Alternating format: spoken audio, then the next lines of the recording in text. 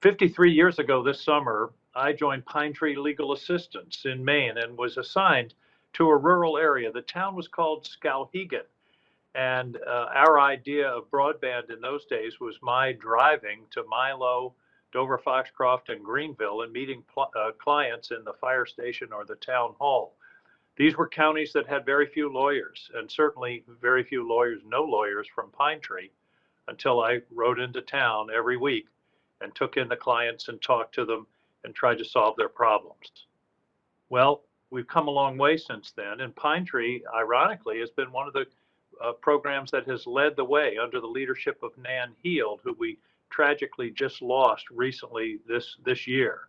But Pine Tree went into providing services online and enabling people to get the help that they needed without having to travel those long distances or wait for a lonely Pine Tree lawyer to show up at the fire station. So this is where we are today. And of course, the key is broadband.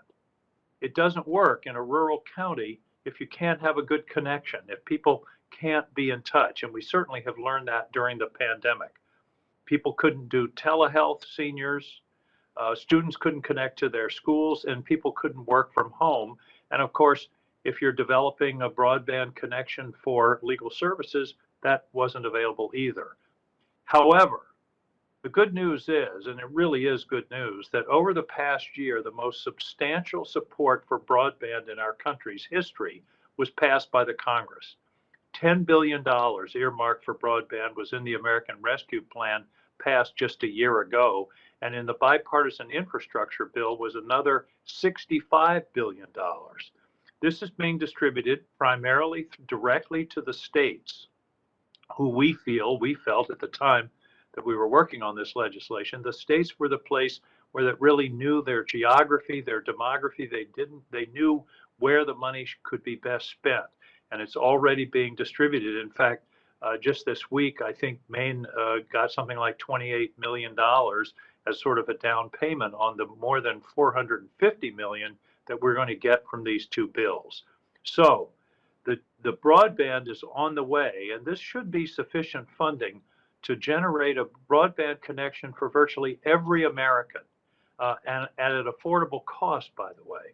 So that's the first piece.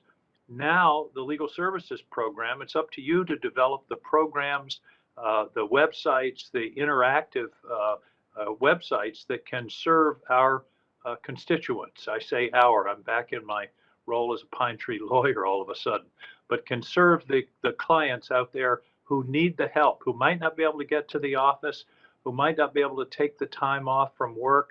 All of those things we can do now online.